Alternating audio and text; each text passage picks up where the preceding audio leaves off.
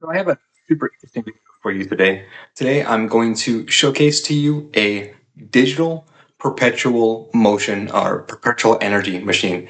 Essentially, this system is an entirely closed loop built out of digital space that increases in energy over time and increases in entropy over time, meaning it increases in complexity and we get additional energy within the system. The system builds itself. It is a self-sustaining system, 100% in digital space. I do think it would be theoretically possible to create this system within physical space. It would be severely challenging, and we'll get into that. Let me tell you exactly, like, kind of the construction of this. So let's start there. The overall construction of this is simple in my mind. The shapes that we're looking at, essentially, we're looking at the base. The bottom of it is a sphere. So this is all in hyperbolic space. I should mention that up front. Instead of Euclidean space, I'm using hyperbolic 3D space, 3D curved space. And then so within this space, the first object that I start off with is a sphere. And then the sphere is the base element, like the feeder element, right? And then so we have agents that start off in this sphere, and then each one of these agents that start off in the sphere, they're assigned a random energy number, let's say 1 through 10. And then let's say that there's 200 agents that start in the system, and then or 1,000 agents that start in the system. And then these agents, they start in the sphere, and then they go up, and then connected to the sphere is a pyramid.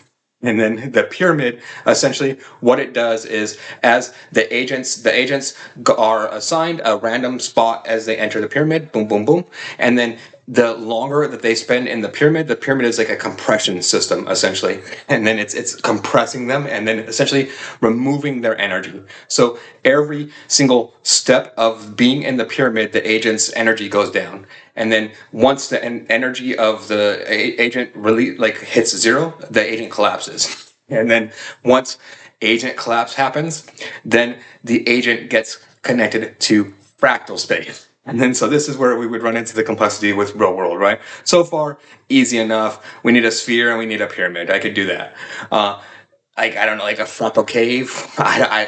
Crystals. I don't know what this would be in real world terms, right? But so the third element connected to this is a fractal space. And then what happens in this fractal space is that the agents recharge, essentially, in this fractal space. And then so sounds out there, right? That couldn't happen. And so essentially at this point, I have broken down and I can prove to you on every single level, mathematically and through code, that different digital spaces, there are different laws of physics that emerge from different digital spaces. And I am just flat out utilizing that knowledge to create this system and showcase it to you as a real world example. Rather than say, hey, I can do that, here's a perpetual motion, a perpetual energy machine, utilizing the physics that I understand about this in order to create it. And then so here it is, and then here it is working, right? So and I'll show you something within this, something cool within this, right? So this is defaulting here to 2.5 fractal dimensions within this system. So the agents, they go through, and then boom, they get 2.5 fractal dimensions, right? And then so we can see energy, exactly as I said, energy and entropy both increase over time within this closed loop system. Starts off at 378 arbitrary energy units, and then it goes up to 2,215 arbitrary energy units by the end of this cycle, but by cycle 10, right? But so let me show you, and I'm going to modify something within this here. I'm going to go to the fractal dimensions here. And then so right now I've got it to 2.5. I'm going to put it to 2 as the first experiment. And then so here, 2215, right? Now 2739. Now let me show you something else. So I put that to 2. Let me put that to 1.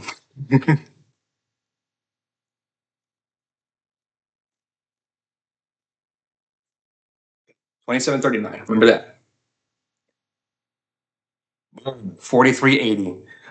And then we could keep going down. Like I could go down to like 0.01, 0.5, etc. You start increase, like it's you get weird in low fractal space, but like between 1 and 2.5, like between 1 and 2.4, you're really good. Like it's really solid space within there.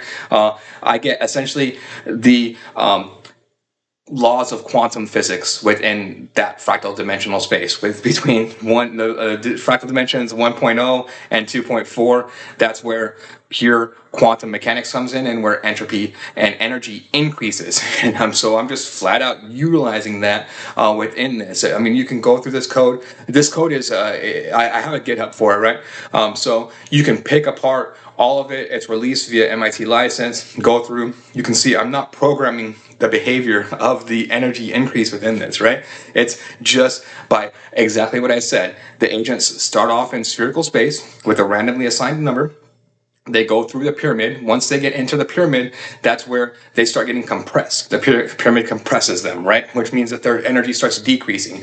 And then so if their energy is decreasing, that releases entropy within the environment, right? If their energy is going down, entropy has to increase within the environment. Second law of thermodynamics. So and then we feed them once the agents hit essentially the zero energy, then they plop into fractal space. And then in fractal space, what I utilize within that system, right? So they enter fractal space with zero energy. But what I know about fractal space within this quantum crazy realm, this chaos realm, is that energy and entropy don't follow a linear pattern. They're discrete.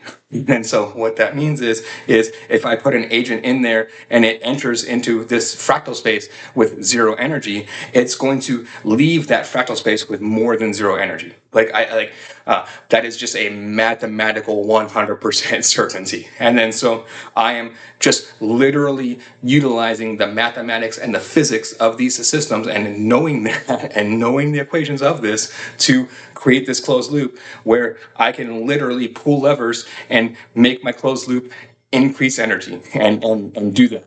And the only reason why I can't do this in the real world is I don't know what that fractal equivalent was like. Again, like a cave of crystals, I don't know. Like crystals are what are the real world equivalent that I would think would be involved with this. And then somehow you would have to create a building that is a circle, a building directly connected to it that's a pyramid, and then a building directly connected to that that's like a cave of crystals, I guess. I don't know. I don't even know what it would look like, right? So there you go. If you like this type of content, please like and subscribe. Thank you very much.